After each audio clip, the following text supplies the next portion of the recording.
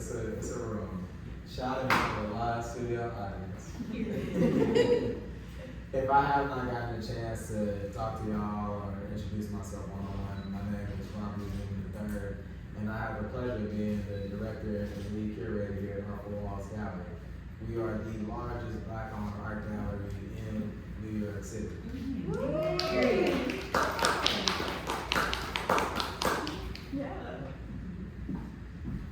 I have a few quick notes to give y'all before we jump into the game. I gave y'all my intro. Let me tell y'all where y'all are spatially. You know, I told y'all we're in the gallery, but this exhibit is called Bloom. The artists that y'all are getting ready to hear from are some of the featured artists for this exhibition. This is our first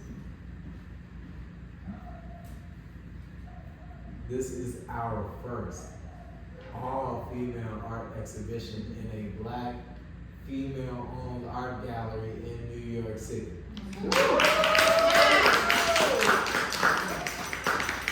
This has been many months in the works, and we're, when I say we're, I'm talking about Grown Magazine, the collaborator for this project, Black Woman Digital Media Company. I'm talking about the 100+ submissions that were given for this exhibition, for it to end up being 15+ artists presented in this exhibition, for it to still be, again, one of the biggest, the largest, I don't know if that's the biggest, but so anyway, that's where y'all are. We're in Harlem, y'all are in Bloom, and I'll tell y'all my job is short. There's a lot of things that I have to do as a curator, but in a space like this, there's a lot of jobs that I have to wear, period. But I boil it down into 3 things, right? I have to create safe space. First and foremost, safe space. It sounds very simple, and I know when DEI is like a 4-letter word, and people have been using that as like no, it's okay for all of them. No. They've been blowing up churches for a long time in this here country. This is a very, very safe space. That's the first thing that I have to do to make sure that we get to continue on with our journey. The second thing that I do is create brave space. This is where curation really starts, because that's midwifery. That's where I get to bring it out of y'all. Once you feel comfortable, once you feel safe, once you feel at home, I need you to tell me how you really feel. Give me the actual thoughts, right? The last job that I have is creating a sacred space. When you feel safe to come here repeatedly, when you feel brave enough to give me your unadulterated opinion, your thoughts, your art, your soul a little bit. The last piece is the sacred space. That's when we start talking about generational wealth. That's when we start talking about what it looks like to create culture.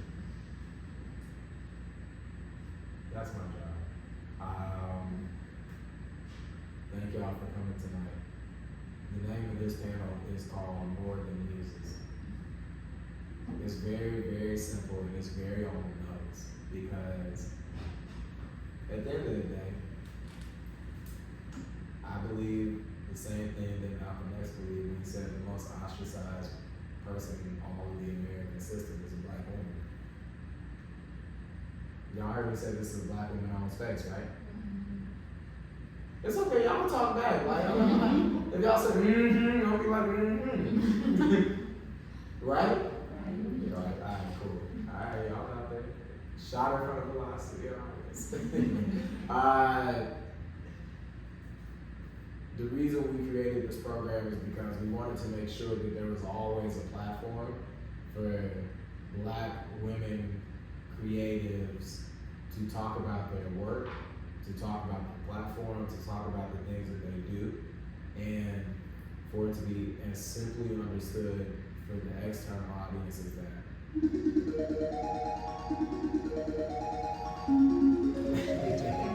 It's okay, that's my phone. Normally I'm supposed to tell everybody if y'all, just decline that. Hey, hopefully, or we'll try to edit the post out, but if your phone go off, don't be awkward. Don't be awkward. Just, we know how technology goes. Just silence it. Just know it's your phone. It's you. I'm gonna look at you for like 10 minutes. Anyway, so actually, this is a good time for me to silence my phone. It's a good time for y'all to silence y'all phones. This is a good time for y'all to silence y'all phones. Housekeeping things. My bad. But nonetheless, like I said, where we are, what we're doing, it's called More Than Muses because it's too easy. It's too easy for Black women to show up at art and not be the people that are actually controlling the narrative. So we'll kick off this discussion with that in mind. Okay? First, and hopefully very easy question. I'm gonna go from left all the way down. Give us an intro. You qualify it a little bit. Tell us who you are. Tell us about the artwork that you have in this exact show. And why you started creating art in the first place. Like, where did you get introduced to art, or why art became your specific means of expression? Okay. Hello, I'm actually Buttercup. My pieces are the two pieces on the wall back here, and then the pieces in the front room on the right of the fireplace. And I already forgot the question, but I guess why I'm doing art, is that okay? So I've been doing art for a very long time, and I would just say I paint, I mostly do like figurative work, and I like to sort of just basically document time, whether it's my emotions or whether it's something that I see on the street daily. The work that I like to paint I like to call unscripted hours, so like just everyday moments that I feel that capture joy specifically. And yeah, so that's basically some of who I am and the type of work that we will see. Hi everyone, good evening. My name is Stevia Roxanne. I use they them pronouns, and my work is in this corner here. It's from my series titled I Saw Things I Imagined, which is an experiment in Afrofabulation about my childhood growing up in my mother's hair salon. I make work because, and not to sound cliche, but I think I have to, like, for my own survival. I find that when I don't make work, I don't feel right in my body. And my work is really about giving my flowers to the underrepresented in the Black community. People who are disabled, people who are queer, people who are darker skinned, who are plus size, the people that I grew up around, the people that I idolize. And I make my work for them, but even more so for myself as well.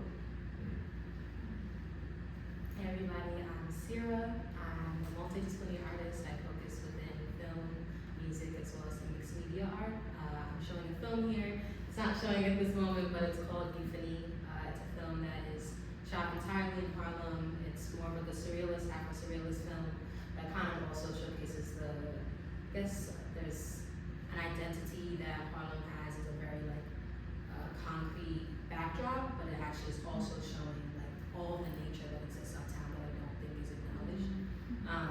But yes, why did I start doing art? I feel like similar to you. I first started like doing film in school, but outside of that, really like took off doing in a number of mediums. Definitely survival aspect of it too needed. But I love being able to do a multitude of mediums. I feel like I'm denying myself not to tap into all the things that I've been able to like cultivate. And sometimes that's been challenging in other people's digestion of that, but I think I'm at a point where people are getting the intersection across mediums. Thank you. I heard this come out, I guess, in a few of y'all's answers, and I'm more or less paraphrasing. Forgive me if I'm butchering it, but I've heard somebody say that great art comes from inspiration and desperation. Those are the two key triggers for great art. We talked about, at least, at the onset, some of the things where we are creating from the point of survival. Who are some of y'all's inspirations? Let's start light, and let's reverse it. Let's start on the end, Sira, and then come this way. Like, who are some of your inspirations when it comes to all the different art forms? Because I've seen your studio work, I've seen the film work, I would say Solange is a major reference for me. Terrence Nance is a major reference for me. Jen Nicaro is a major reference for me. And I also feel like Basquiat is also still a major reference for me. And Miles Davis.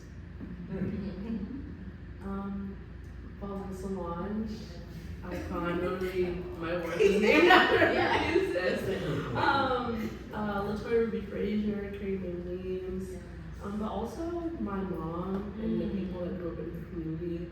A large part of my work is about legitimizing art forms that aren't typically seen, like hair braiding, like doing nails, like cooking and gardening. We were talking about this earlier.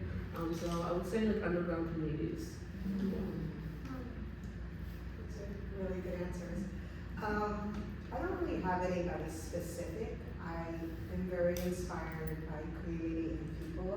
Like I was saying earlier, a lot of my work is inspired by unscripted hours. So like I get really inspired when I'm just walking down the street and I see like a beautiful young couple holding hands. That's beautiful to me. And just talking to people in general. Like last week I was at a brunch and I met a bunch of new girls and I was just so inspired by just their everyday life, So yeah, I'm just inspired by living, to be honest. There's nobody specific. I pull inspiration literally from everybody. I was talking to you earlier and I was saying I was inspired by just your connection with nature. She's a photographer and she was talking about how she was inspired by the park in Jersey City, right? And that inspired me to be like, well, I live right next to the Shirley Chisholm Park. Never gone. So yeah, that conversation is inspired by that. I want y'all to know, audience, they didn't get these questions ahead of time. And I was not supposed to be the moderator, so this is off the cuff. I'm gonna give them two more easy ones and we're gonna get to the meat of it. Really. Y'all ready? That was their warning. And y'all know this is the real conversation. This is stuff that I need and would appreciate if y'all cool from. Right? How do y'all find inspiration in the Monday? It's That's like y'all. Yeah, I'm specifically asking y'all because y'all both came. When I asked about the inspiration piece, y'all talked about the things that were in y'all's day-to-day life, and I find that as an artist or as a human existing, especially in somewhere like New New York where you're overstimulated, where there's so many things that are always around you. How do you stay consistent and find inspiration in the day-to-day? Do you guys want to Absolutely. Okay. So outside of me painting like the unscripted hours, I also have a whole series where called Visible History, where I paint historical Black figures, and I started that several years ago as a journey for me to just educate myself on the history that I wasn't taught in school, and I would literally read books about them as I painted, and what I've learned over the course of the reading is that these people like Langston Hughes, Mae Jemison were just being themselves and existing at the time. Might have been mundane to them, you know. So that made me realize actually I'm connected. I'm very similar. A lot of them grew up with nothing or having nothing, making nothing out of something. You know, Black people were really good at doing that. So I think it's really important to be extremely, I know we talk about this all the time, but like just being extremely present, trying to sit with our own thoughts, and just really cherishing every single moment. Like even this tonight is very special, right? Like I don't think we all don't know each other, but just sharing thoughts and ideas and conversations, you know, is where this can lead to. So every moment is inspiring, and I don't know if it's mundane, but like however you perceive it is important. Absolutely, just following your sentiments. I also, hearing you talk, I hear love too, which is something that I feel is how I find inspiration, because I love so deeply, and I'm like, I want so desperately for other people to love this as much as I do. And sharing moments with people and conversations. I think part of the inspiration for me too was dreaming a lot. I'm very, I internalize a lot of things, and I save them as little drawers in the back of my mind, and I find that they often show up again in the form of dreaming, or like imagination.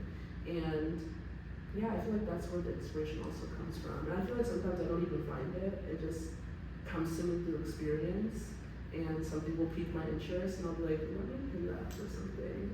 And oftentimes I find it coming back in a circle where I'm like, oh, I thought about this, I had this conversation, and a week later, something else tied exactly to that thing that I had a conversation about. So it ends up becoming full circle, which is really beautiful. Yeah.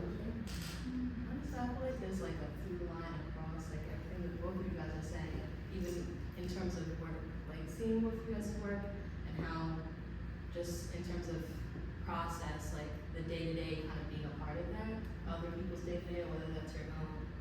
And even in my, like a lot of the short film is actually just like not posed. It's just people in the streets as they already were doing, performing in their own way. And asking permission, obviously, like before or after the fact. But I just agree that there is so much in what is already happening, even what's happening right here, that can be inspiring, that can be art itself. But especially in Harlem, like not taking away from anywhere else in the world, but I feel like as a musician as well too, like building scores that kind of like replicate sonically what the environment feels like. Being able to do that here, like what I realize is that like when you're walking down the street, like it always kind of feels like something's in slow motion, or like there's somehow jazz in the background, some way somehow. So it's like, no, literally at all times. So I find that to be so inspiring, just being born in Harlem, based in Harlem. I also I run a youth program at the Schomburg Center. And so the kids there are also, I haven't been not inspired. I'm just even answering the question, like, they keep me so inspired because they're always thinking of new ideas, they're always pushing it further than what I could even maybe like consider, because they're so much younger, they're like 12 to 18 years old. But the youth are really like doing it. We also work in juvenile centers, and that's its own thing because they're untethered to technology and these other distractions that we're talking about. And their imaginations are like added this word, and it clearly identifies the difference of like when you have access to these tools versus when you don't, and all you have is especially in a concentrated environment like that, where all you have is your imagination, and you're using that as a tool to survive, like we oftentimes have had to do, or even choose to do in our dreams. Sorry, long way around, but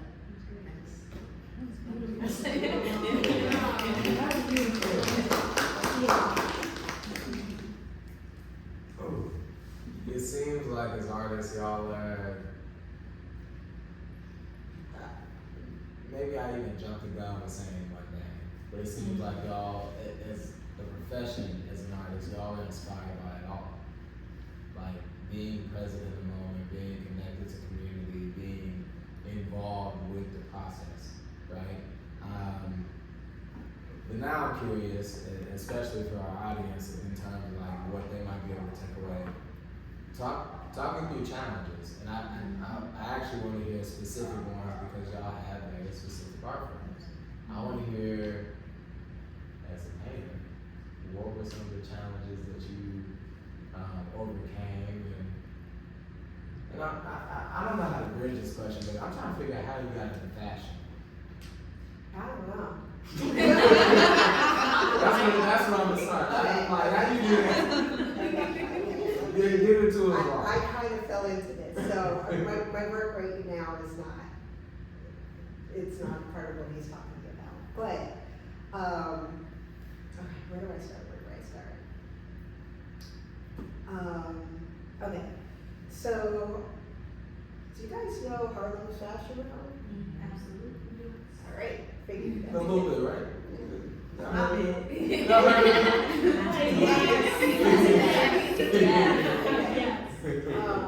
Harlem's Fashion Row, for those that don't know, is a beautiful platform or organization, whatever you want to call that, highlights people of color, specifically Black people, designers, stylists, and puts them with brands, as well as models and stuff like that. And the founder is Brandis Daniels, and she started this, I don't know how long ago, but it was just over a decade ago, and I was volunteering, and I was doing like production managing, and like helping out with the models. This is a very small organization at the time. Now, fast forward to 10 plus years, they're like putting designers in vogue, connecting them with Tommy Hilfiger. They're like really doing their thing. So I had that connection with her, so I wanted to go into like fashion PR and like, you know, trying to live the like Sex and the City life. And then fast forward, and I was always doing art. But Brandis didn't even know I did that. So fast forward to like, I don't know, maybe 3 years ago from today, I was pursuing my art full time, and I reached out to Brandis, and I was like, if there's any opportunities for you guys to, if you want, like, paint something for the swag bags, or like, whatever. And she didn't have anything at the time, so I was like, all right. And then a couple months later, she was trying to put together a book, a coffee table book that highlighted Black fashion pioneers. Well, you did the And- paintings? Sorry? You did the paintings in that book? You have that? Yes. That's Yeah. So you have the book? It's a beautiful book. So. We're gonna get the audience questions soon. Okay. Yeah. Wait. This is good. This is a good commercial. This is a good commercial. Sorry, I'm like, Yeah. that's how I kind of, that's that.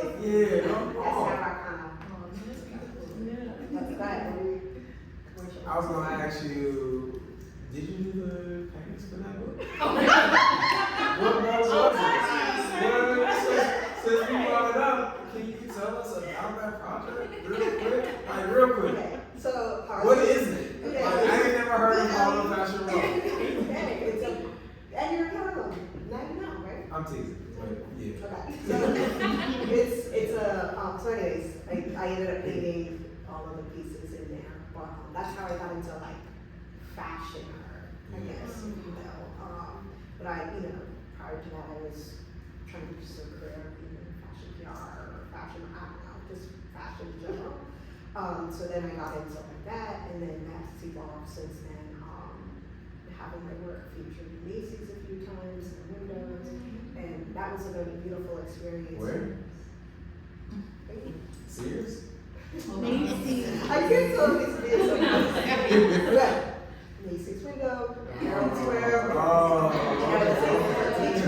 My visible history art, where I was painting like Odetta, the Stevie Airman, like all of these amazing underrepresented Black historical figures. Talk about full circle.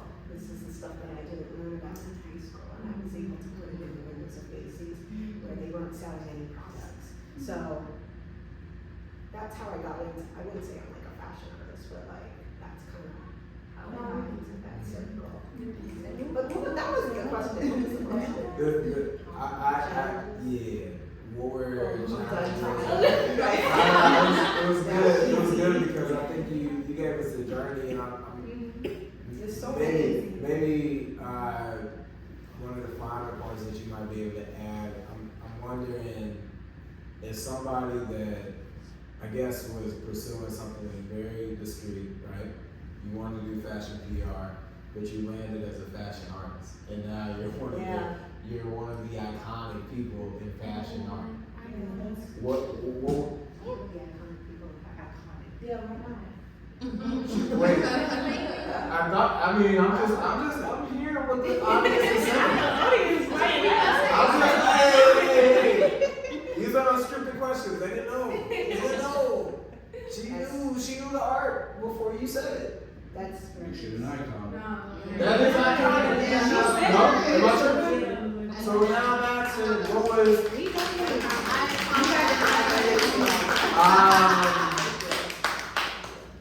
how it, as an artist, there's a lot of times where we get kind of fixated. The challenge questions coming to y'all too. There's a lot of times where we get fixated on a goal. How did you figure out, or how did you know when it was okay to pivot or okay to pursue the same kind of vision in a different medium, if that makes sense? I really got very fortunate because like I was doing like historical work, and this was aligned with, the book was aligned with what I did already. And the beautiful thing was like, I didn't have to change my aesthetic, and like, it's funny because you just like, life prepares you for so many different things, and like, it wasn't an easy task because I had to paint a lot of pieces all at once, but like, up until that moment I had been practicing, I had been doing work, and like, I just kept moving forward and not really like setting any expectations. So I didn't, the fact that I struggle with you guys saying like iconic and stuff like that, because I still feel like I'm a student. And I think that's like, I'm always gonna be a student. So I think it's just a matter of continuing going and continuing to go straight, and not like I have to paint for the sake of getting this into pieces. I don't paint like that. I just paint for the sake of what interests me, and just hope that opportunities come, and if they don't, that's fine. Yeah. Not everything is meant to be sold. Not everything is meant for other people. I sometimes paint for myself, or sometimes paint for family members. So just to move forward, I guess.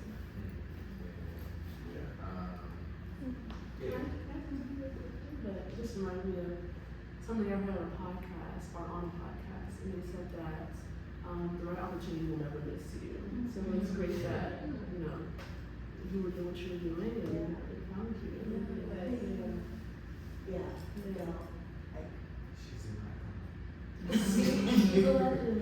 I mean, I'm not. I mean, I'm just, that's the thing, like I said, I relate to a lot of this, like, historical figures that I read about. We look at Langston Hughes, because people out here in Harlem, he's like up here. Langston Hughes was just chilling. He was just doing what he does. He was just writing.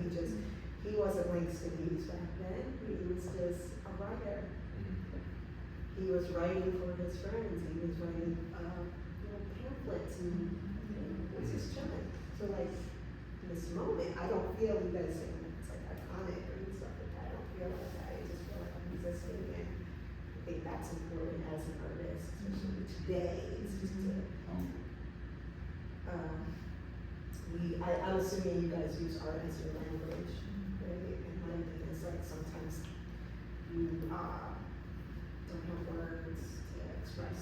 So art is my language, and it's how I communicate. And so this is all I know, essentially. So all I can do is exist. My art mentor always says that you're building your future archive. So like that moment is a moment that's gonna be in your archive, right? The way that we're talking about Langston Hughes, it's like it's all these smaller moments that build up to make the legend, these people that we know and think of as legendary. But to your point, the time period when they're in the process, doesn't necessarily feel like that. But each win is, that's your archive right there. And you never know who you're gonna meet. Like this moment is, that's why I said this moment is important for all of us, because maybe we'll cross each other in the street. And be like, those, so you never know. That's how I met the founder of Harlem's Fashion, and it was just a curiosity and wanting to learn more about this industry and seeing somebody have an idea and wanting to be a part of that. To see her, she can vote. She got certain people on speed dial. It's magical. And it's not to put her up here, but she's also just existing and doing what she has to do. Yeah. That's beautiful. Yeah. Thank you. Sira, you gotta be next on this challenges piece. On the challenges? On the challenges piece, because Yeah. you express across a few different lanes, and I mean, before you and I actually met formally, I remember seeing your studio with Lena. Yeah. Like down at the Elizabeth Foundation. And I'm like, I've seen the visual piece, I've seen the installation stuff. Now here we're exhibiting the video work and in the conversations. I just found out about the music. Yeah. How do you, as a multidisciplinary artist, remain? And I'm still in the realm or theme of challenges. How do you, as a multidisciplinary artist, kind of stay grounded, or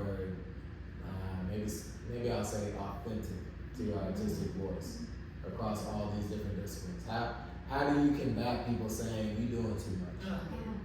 I'm crying,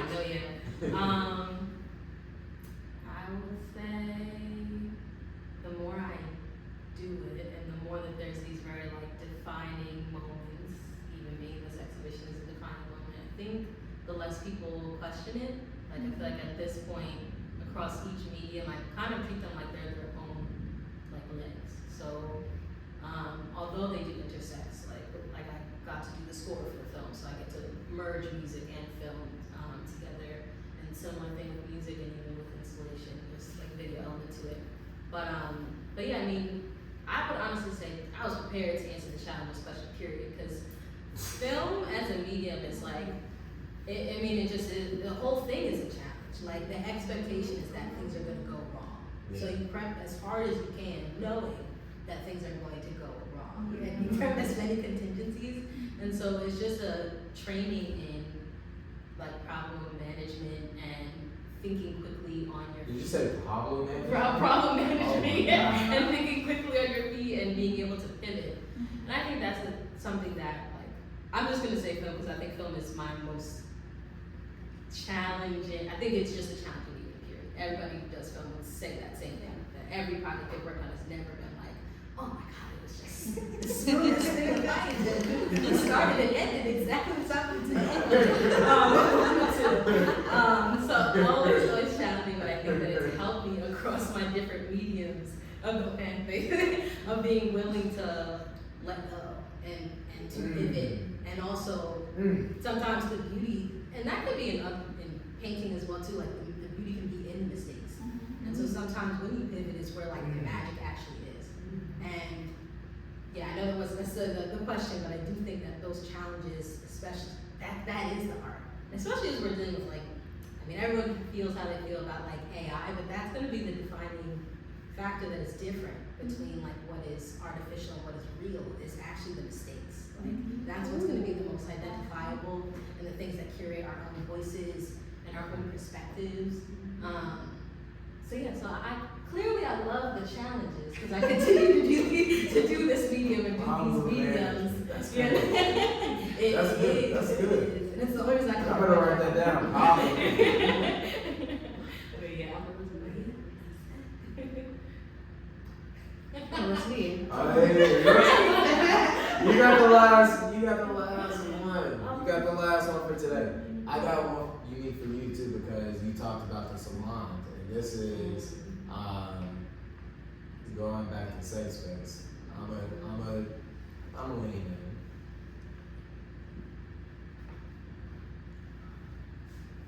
How do I put this? I asked about finding beauty in the mundane. That was already one thing. And now I'm asking about how you deal with challenges. You picked a subject matter that is one of the most coveted yet most hated things in the Black community. How dare you talk about black hair?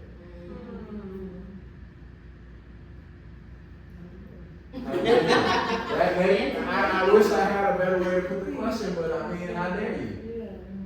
How do you deal with that challenge? Absolutely. How do you go forward with that? Like, I'm looking at your art and you make it beautiful.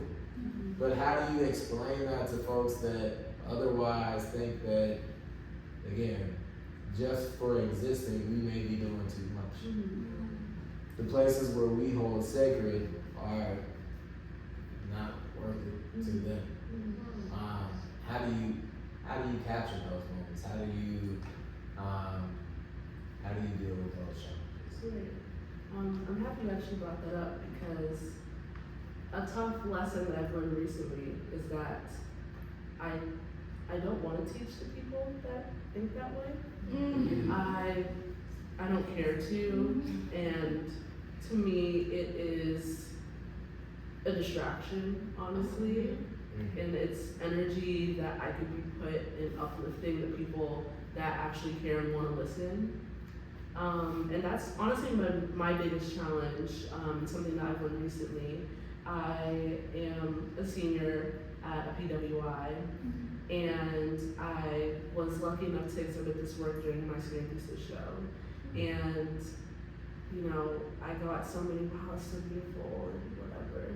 But I could tell that people, as a lot of non-Black people do, like the aesthetic. You know, they don't care about the story, they don't care about the history that comes with it. And I had someone write a piece about the work in our school's newspaper, and they had referred to the work as embodying Greek goddesses. Which, in my artist statement, which isn't here, but I specifically, I know I should have pushed this into I specifically referenced that my work is, for me, an exploration into my heritage, into my American Christian heritage, but also West African spirituality. I'm a huge proponent for learning about West African spirituality, and non-Western ways of knowledge and prayer. And to see someone write about my work in that way solidified that I don't want anything to do with people that don't want to do the work. You know, I did the work of existing, of learning about this very violent and traumatic history that involves Black hair, the power and pride that I have in having a beautiful textured scalp, and I feel like people who are non-black, it is just as much as your duty to do the same thing. And yeah, my challenge has been finding the people to show it to, but showing work in this show was such a formative moment for me because it was the first time since being in New York that I've been able to show my work in a black space. And that was so healing for me, talking to people, hearing their interpretations, people are helping me see things in my work that I never even saw, and I've been sitting with it for months. And also being in conversation with everyone else in the show. I mean, it's been so transformative for me, and it reaffirms that these are the spaces that I want my artwork to be shown at, and I want to frequent. And also those spaces that are the most accepting. A lot of people, and this is no shade to any artist, I get to get your bag, but a lot of people do end up commodifying their work for particular audiences, you know? I think for me, if you're showing your work in a white space, it means that white people are comfortable with it. And I've never made work for the comfortability of white folk. So yeah, that's been my challenge, but I'm finding ways around it. I'm so grateful that you've opened up your space and, you know, allowed me to present work with so many other amazing black women. Can I just challenge you for a second? Absolutely. Oh, No, I think what you said was very beautiful, and like your work is amazing. And I think black people, when we see this, black hair in general, no matter what type of black you are, our hair is what connects us. We all understand what it's like to have black hair in different textures. And when you said like you're interested in educating people, right? I just watched Invisible PD on Newman, which is about Bethany Artisan, and she said that she basically said, you know, she was a model, and then she was a black model, and then she created an agency, not just for black people, but all kinds of people, white people, Indian people, all types of people, because that's what she saw. And one of the things she said was, this is not for black people, because we already know we're dope. This is to educate white people that we're dope. So I do think, I would challenge you to not limit yourself, to put this in. We know what you're saying. You know, I do think that there is a lot of power in you showing it in a white space. Yeah. Because it's the story that you're trying to tell. What was it that the article said about, you said it compared to Greek mythology? Yeah, compared to Greek mythology, it said that there's an image in the show. Yeah, there's an image in the show that's called Yamaya Reimagined, based off the Yoruba deity. that's what I'm like, wait, they said that was Greek? And they said it was a goddess. Okay. And I think that maybe I will revise my statement that, not that I don't want to teach people, but I don't want to teach people who are ignorant and don't want to be taught. Yeah, And so I think that for me, her, and you know, the person that I spoke to that did the piece, very sweet and kind, I think she had good intentions, but I think that with Black history in particular, there is a certain amount of intention, and you need to carry it like a little bit kinder and gentler, and I felt that her journalism lacked that. Yeah. And so I don't think that I don't want to teach to people who don't want to learn. If you want to learn, please sit in the chair and join the circle, you know? But I think that for me, especially when fine arts is dominated by white folk, not just curators, but white collectors, like Basquiat, I think most of his work is owned by this like white couple. And you know, a lot of times, like, we don't have places for us. Even so, not that I would never say this in other spaces, but I feel more comfortable and relaxed saying this amongst people who understand. And so I think that my biggest priority is having that space for us. And then if white people want to come, they want to listen. Yeah. Absolutely. It's You know? definitely- Yeah, I think it's like it's a tricky place to. What did you say?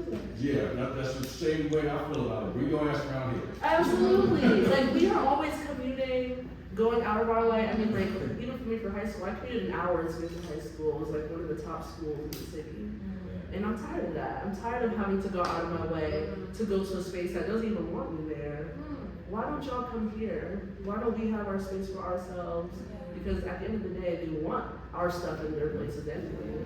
So we can have our space for ourselves. But I do think that it's a tricky conversation. And I think that like there are so many perspectives, and I'm always shifting my perspective based on how people respond to what I say. Yeah.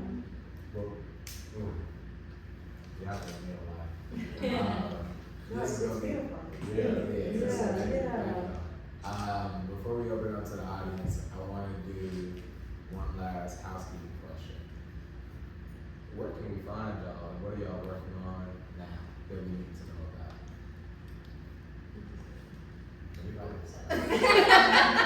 Me, not one. I want to go first. I'm Sira. You can find me on Instagram or .com. Sira Museum, Sira. And what am I working on? Right now, I'm been working on another short film, but this one is like 20 minutes in length. We shot it in Trinidad. It's called She Island, and it's a multi-generational and Caribbean film that really is using really West Indian folklore as the Laja Bless. I don't know if anyone's familiar with that. Okay. We're actually turning her, she's known as a she-devil in a lot of the Caribbean islands, but we've turned her into our heroine because her whole lore is that she punishes men who do women wrong. But what's so wrong with that? But yeah, we're really connecting her closer to her origins being connected to the gospel Shun. So it's really interesting, but we've been working on that for time. And when I talk about challenges, that's the film that has been challenging, especially shooting outside of the country. But yeah, otherwise, I'm also musically working on a project as well too. And working, masters on some stuff. Yeah, otherwise I'm at work, so I'm always like a walking plug for the Schomburg Center. But like, yeah. Oh yeah, I'm on everything. Is it the same name? Oh yeah, it's Sira. It's just Sira on Spotify. Music videos. I do like short films with my music too. So yeah, and visit the Schomburg Center. Exactly what you guys are talking about, of like just a space that is our own, and even as future artists, like our goal is to donate our archives to spaces like that. So they can forever remain in our hands. But yeah. I'm focusing on graduating.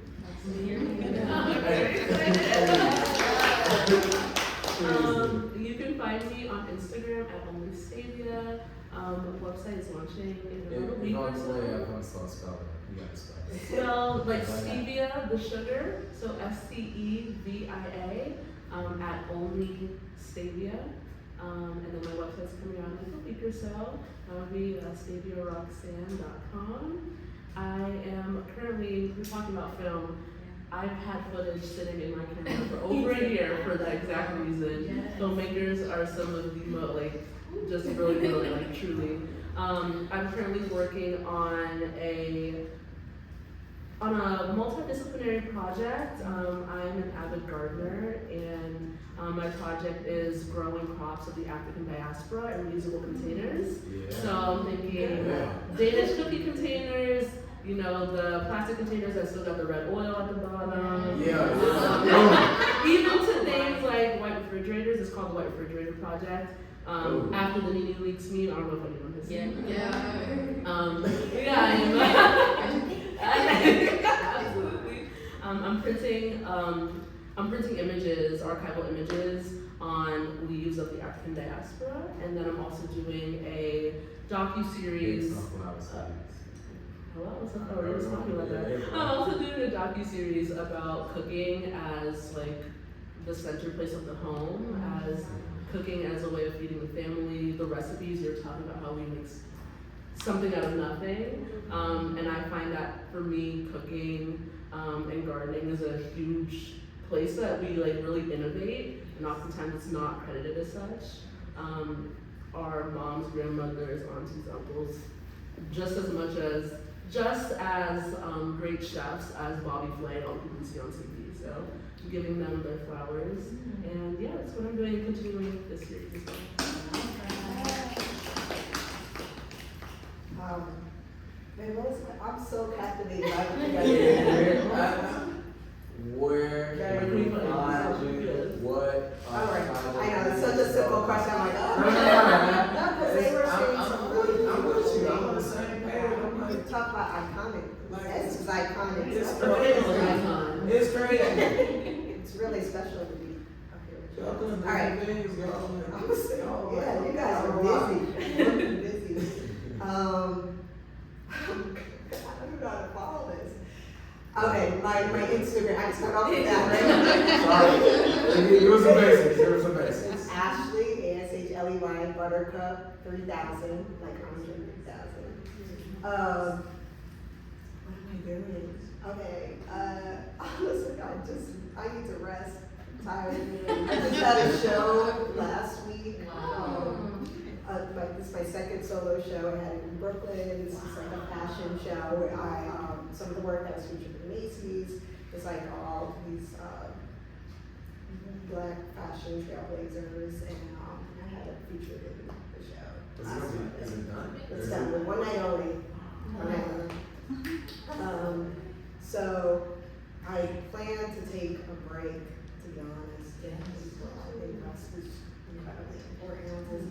Lately, just been cranking out a lot of stuff, and I just need, I've been doing a lot of output, so I need input right now. So April's gonna be me, just like learning new techniques. Maybe not, maybe just sleeping.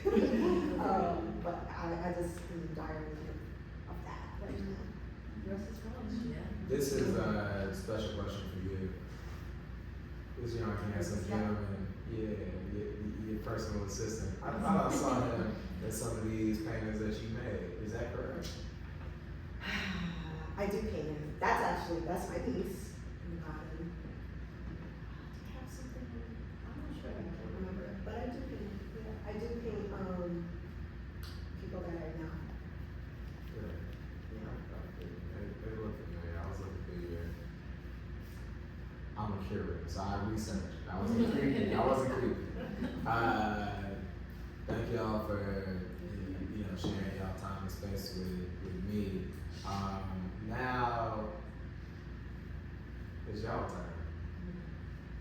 Hold on. Before I give y'all the ability to ask questions, I'm just gonna tell y'all straight up, I'm a little disappointed. I didn't see no phones come out. When they said where you could find them, and that was when y'all was supposed to be all the stuff.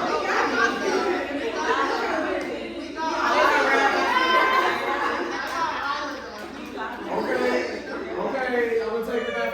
I'm gonna check before y'all leave. I'm gonna check every single one of y'all before y'all leave. You were watching, you were listening. Okay. Alright. I'ma still double check. Nonetheless. It's y'all. What questions y'all got? I have a question for you because I'm also in film and TV. I'm an actor. So, how do you get to the point where you say, okay, I gotta create my own stuff because I'm not gonna wait for opportunities to come to me. I'm gonna make my own opportunities. How do you make sure, not make sure that they're seen, but how do you get the motivation to do them, to continue with them? Because film and TV is very hard. Yes. You gotta love it. You really gotta love it to do it. So how do you get that motivation to say, I'm gonna create my stuff, I'm gonna put that out there, and I'm gonna continue to do that no matter how much, no matter how many times my back is between a rock and a hard place. Yeah. This is where keeping a job for me is crucial because if I had to just rely on that for livelihood, wow, that would be tough. But in general, of inspiration, I feel like early on, which another filmmaker that's featured in this Raven Airport is not here today, but we have worked together for forever, since before 17 years old.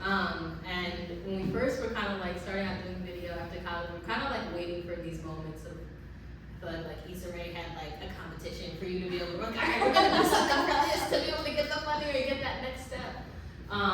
It never led to whatever the next step was, and it felt like it was like almost prohibiting, like waiting, like you're saying, for this other opportunity to be the thing that's gonna make you're waiting forever. And at that point, you could have been doing work, which might actually have just gotten you there to that position or place. But I do feel fortunate enough to be able to create out of like inspiration and desire more than anything. The film She Island, working on Raven, was again incredible. A lot of that was like crowdfunding, so really like leaning on the community to be able to bring the money. I think we raised over $50K for that film. And then like the film that I showed here, a friend was doing a residency at the Jazz Museum in Harlem and wanted me to make a piece that was for it. And so that was like extra. I do appreciate when there's extra motivation, whether it's through a residency, like the residency we met at. So if in moments where I'm like, all right, this not funding, I do still tap into like more so whether that's grants or artist residencies that I know are going to like push me, continue to push me. But there's aspects of that is still like, waiting a little bit for these other opportunities. But yeah, I don't know, I'd say like film, unlike other mediums, like it's okay if it took you 5 years to, we were working on She Island, this is 4 years, we shot it over a year and a half ago, almost 2 years, we're still in post-production. So I think being patient with film is so needed, but it's hard in this time period. But yeah, again, the funding though, I feel you on it. Sorry, I just want to say that. Funding in film is just tough. But I think like community is willing to, if you're willing to put yourself out there, then they can show up.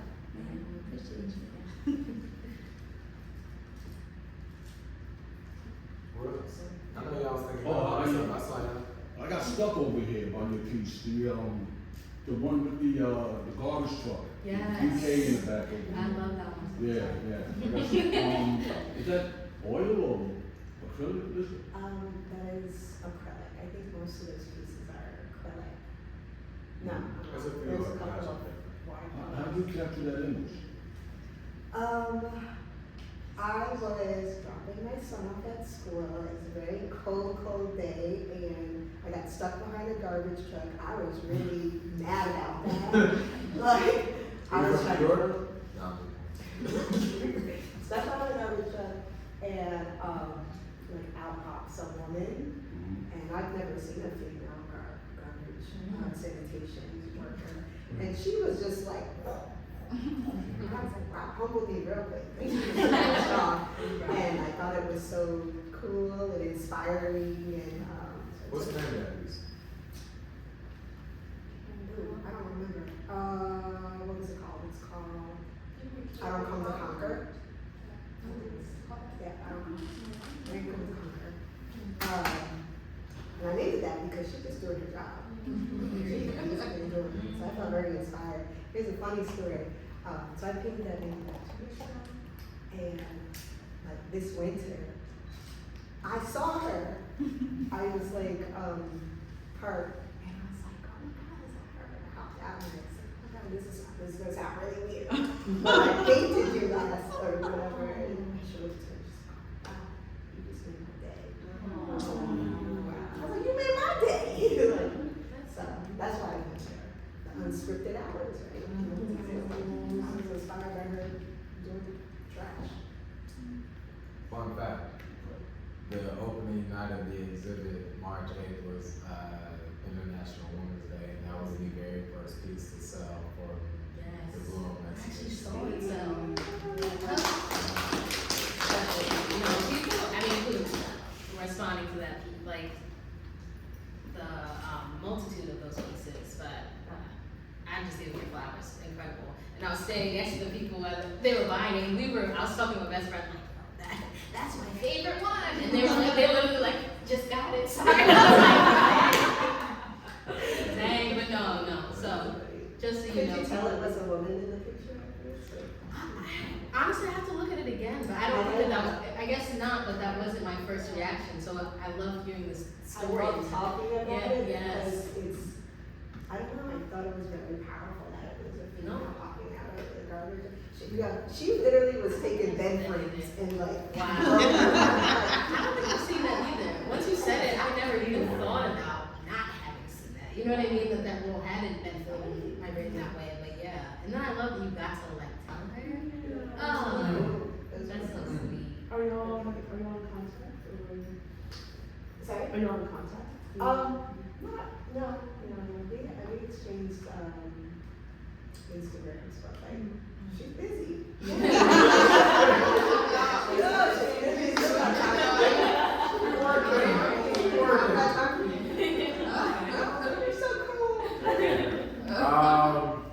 I think we got time for maybe one, maybe two more questions, depending on how many y'all got. I'll ask a kind of cliche one, but I'll start it off with just like what this means for me. Like I'm new, and I've been here for I've only been here for a year, and I came from like the whitest space ever. I didn't grow up there, but I've been there for like 5 years, and that's Austin, Texas. And it's a bubble of black people trying to curate for black people, but it always gets diluted by curating for others.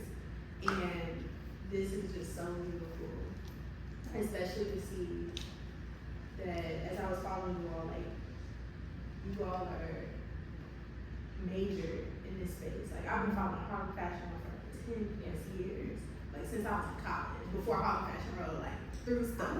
No, but it's still important. And so it's like to see that girl and be in the same space and to know that like you all are at 2.1 mil followers and things like that. Like it's beautiful to see the space where there are people that are in the field that do matter. They don't have to have the clout. So my question, long-winded, sorry, is how do you bypass not having or bypass seeing those that are getting opportunities that have huge platforms, but you still keep doing the work and wait for those opportunities to come to you? You know exactly. I think that's a great question. I think it's particularly relevant for me because as a student, my school I would say is very geared towards fine arts, and a lot of galleries genuinely are telling artists that if you don't have X following, then we can't represent you, which is so preposterous. You can buy followers for $10, which I have heard stories of people doing that. But I think that I personally did struggle with that for a long time. But I think right now, the moment that I'm in, I feel like I am down to see anybody win. Like truly, especially people who I've met who have really like genuine kind hearts. And I'm not just talking about like Black artists.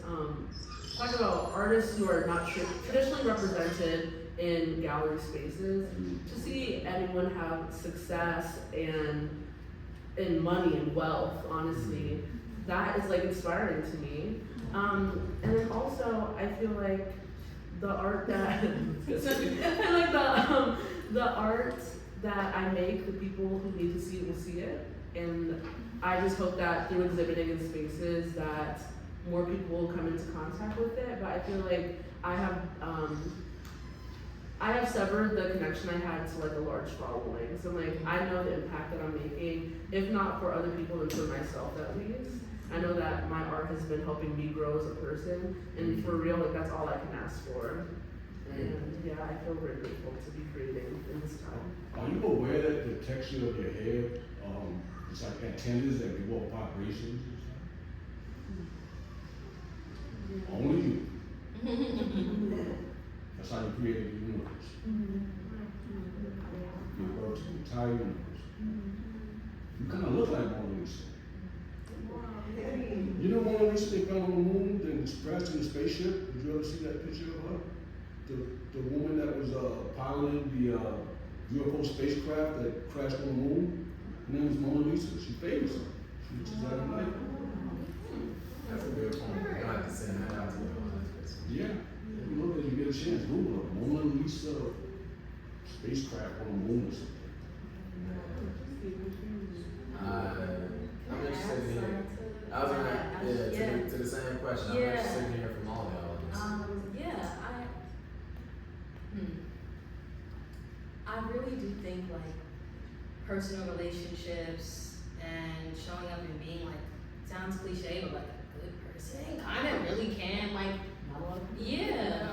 cause I mean, like I just participated in an exhibition with Nike, I've done something with Hypebeast in the last year as well too, and like most of those actually came about from just like, either like personal relationships, seeing the work, feeling like the work fit, right place, right time kind of scenario. What? I mean, I'm really, because I'm not that. It just feels uncomfortable to me, but for the points. Okay. Who? Nike. Okay.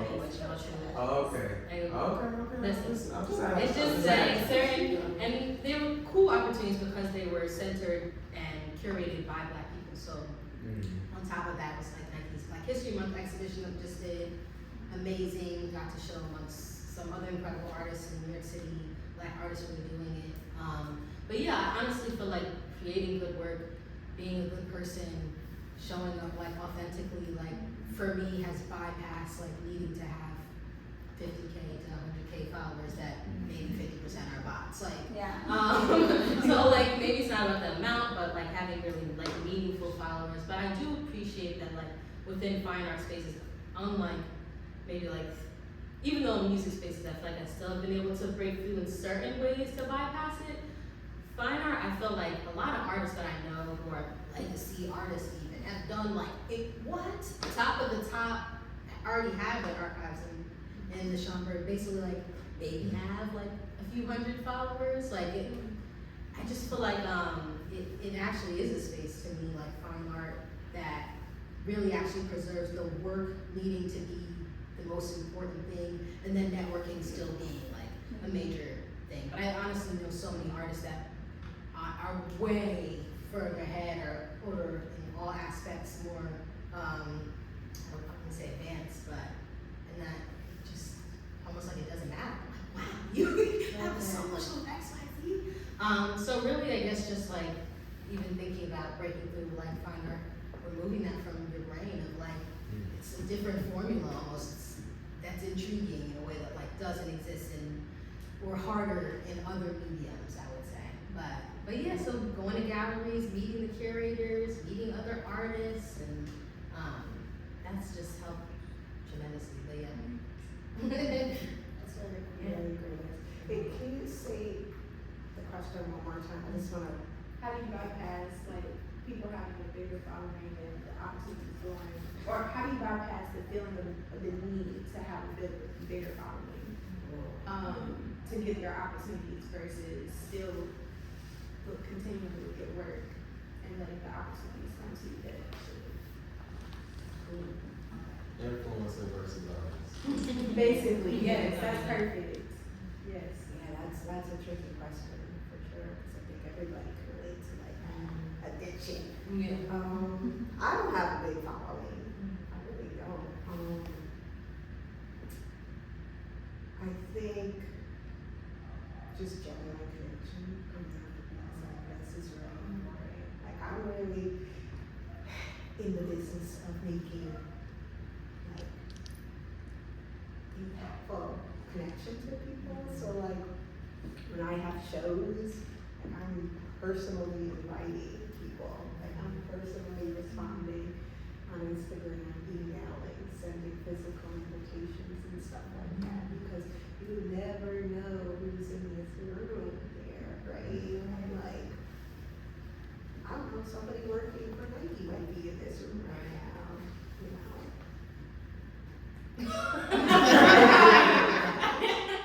But also, it's like, I think the focus needs to be on just authenticity. Yeah. That's what it comes down to. The best is really things, but they know what they say. Sorry, last thing I'll add, doing it yourself, like even throwing your own things, like Yeah, Yeah. that's important. Also, yeah. like just do it yourself too. Yeah, Like, and then I feel inviting, like you're that's- saying, inviting other. And delusion. Yeah. Oh my god. We were just talking about how like literally even the smallest little things, like I've been doing like my own nails for like maybe 3 or 4 years, and I never told anybody. And I was like, why am I hiding this? Like, I'm dope. Like, let me post this. Like, right. And I'm like, and people are like, wait, let me like book with you. Like, and now I have people to practice on. So it's like, you have to have practice. You can get into it. Right. So it's like, but it's also like delusion, like confidence, and just being like, you know what, this is who I am, and I'm gonna show you. I think the minute you realize, like, I'll just do it myself. No, You most talk of about it. you followed Harlem's fashion for Since the let beginning. me tell you, she's like the most humblest person probably ever meet. And she just had one of those ones. Just do it myself. And 6 months later, she did all of it. I feel like that's sort of a blessing and a curse of the plight of the black woman. Just do it yourself. I watch people get by that, they just do the shit themselves. I do shit myself, and I'm tired. I hope you can rest. But so I appreciate that, and also think it is something we can challenge because it's hard, right? Like we have very little choices at times, and just holding space for how hard it is. Do it yourself. Shit. Guess I'll just do it myself. Well, we got time for one more question because this is a special person too. I did not say before we started thank you to Nine because she one of the reasons why all of these things happen here at the gallery.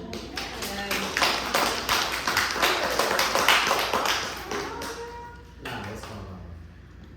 So you guys are really inspirational. I wanted to know like what women like kind of inspired you since like women history. Like what women like poured into you? Like it was like yo, like I could feel this in me.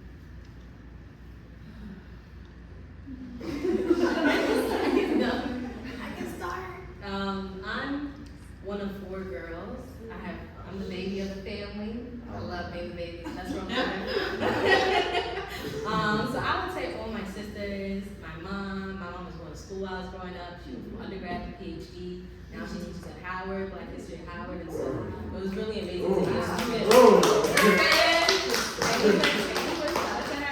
But it was great to grow up being able to be a student with her, and she would take us to wherever she needed, even if it was after class or something. And then I mean, there's been so many women, but I'll like immediately reference Katie Tubman, who was the former director at the Schomburg, and another opportunity that just, I've done this program, Birthright Africa, another thing that people should search. If you are under 30, but they're looking to expand it, they send you to the continent for free. So we went to Ghana, had a fully funded trip to Ghana for free. We went with the artist Janetta. We were his cohort specifically, so there's 12 of us. It was amazing. We spent the first few days in New York before we all took off together. People were from all over the country. And in that, I had done my application on the Schomburg Center. Like one of the things we had to do a video highlighting like a Black center location in their neighborhood. I did the Schomburg Center, and one of the places we ended up visiting at our New York stint was the Schomburg Center as well too.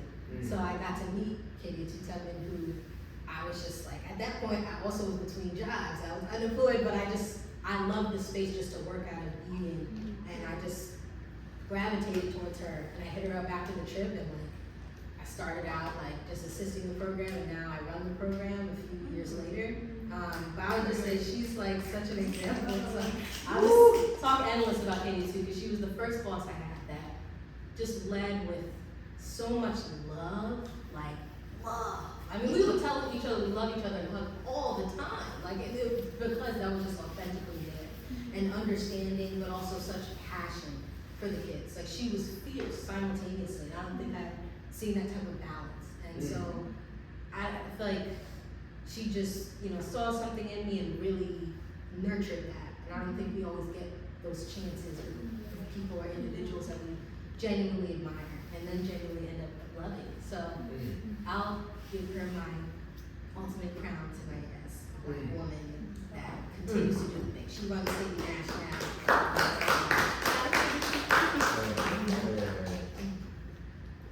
For me, also, mom was in school.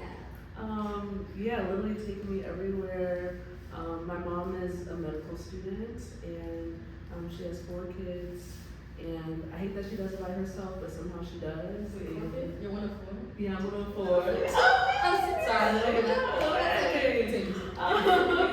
And yeah, I hate that she does it by herself, but she does. And she, like, I always am telling her, and I love that you said to rest, because genuinely, I don't know how mothers do it. I'm like, to be, anyways, I'll talk to you about that later. But yeah, I just have so much respect for her. But literally everybody that I photograph are people that I have deep respect and admiration for. But in particular, the person at the bottom with the kind of looks like double Dutch hair there. Her name is Michelle, or Chef. And I had met her in passing. She had a restaurant in Brooklyn. And I was like thinking about this project that I spoke about earlier about gardening. And I was like, I don't know how I'm gonna fit you in there, but like, let me just get your contact. I contacted her like a year and a half later. I was like, I had the idea. I doubt she even remembered what my face looked like. But I showed up, interviewed her, and like, she just opened me up like to her family, to her mom, to her siblings. I work for her like catering company now.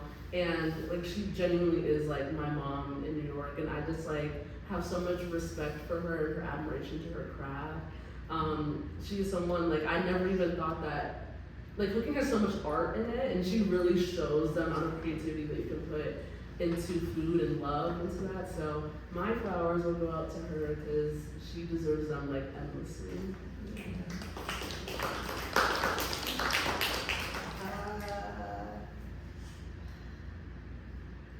I'm gonna just try to be very specific. Because it like changes all the time. Just like all of my women in my family. And also like the women that my best friends that just show up all the time. Like I told you last week I had this show. I gotta shout out my best friend who was like pouring glasses of wine. And like I was doing the show by myself, but she came in and was like, girl, please come on. And then also specifically my aunts, they also came to the show.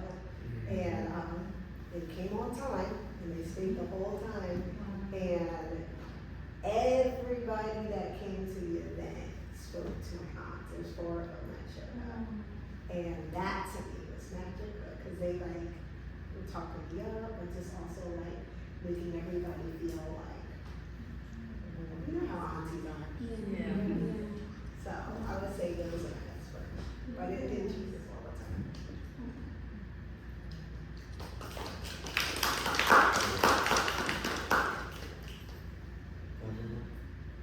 I'm just doing. I got a chance to speak to a few of y'all earlier about this, but for me, I got one of this. I'm just doing. It's my grandmother. She was a self-taught porcelain doll maker. She is. I'm saying was, like, she going somewhere. She adore me every day because I don't know how to make dolls. I mean, and that's my medium. But nonetheless, it was the first person that taught me about Black pride, about Black history, about like Black politics, about Black identity, and I was making art with her in Tulsa, Oklahoma, on Black Wall Street, and it everything about our relationship from day one to day now has been the same. I get to be as candid as humanly possible that one can be with a relative. She curse, I curse. I don't like her art, she don't like my art. And then we come back and we're like, you know what, actually I kind of like that. And this is something that we've been, again, exploring and nurturing for a lot of years. So if I could give some flowers out for today, I give it out to that. Y'all, we are not done. I want y'all to make sure, if y'all didn't get all of y'all questions answered, I think our artists will be here for a little bit longer. Catch them while they're walking around, ask them about their artwork specifically. They told y'all about a little bit, but I mean, ask them, what is this? What is that? Why do you do this? Where it is at? Do you got, ask them the questions, the real ones, throughout the rest of the night.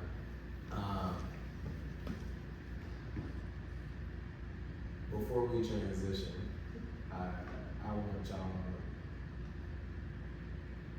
it's not even an ask, you know. Thank y'all so much for sharing your time with us.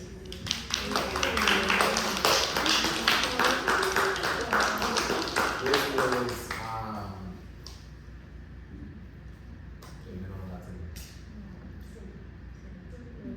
y'all did the round of applause by yourself. Give them another round of applause. Y'all deserve. Y'all deserve. We're gonna transition now. We get one more treat. Yes. We get one more treat before we turn the music back on. So with that, I'm gonna move because I'm done. I think I did my job. I'm gonna ask y'all to move because y'all done too. And I'm gonna ask Judy to come to the stage because I think she has some things to share with us as well.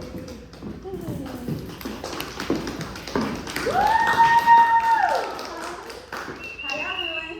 Good. Good. How we feeling? Good. Y'all good too. I just want to thank all the artists in the panel. You guys were so inspiring, so authentically you. I am also not used to being in you guys' faces, and this is amazing. My cup is full, and I just want to thank you guys for doing what you do and inspiring, because I feel like as artists we have moments that we think like, is what we're doing matter? And what I'm doing, does it matter? And I want you to know it does. It does. Because I'm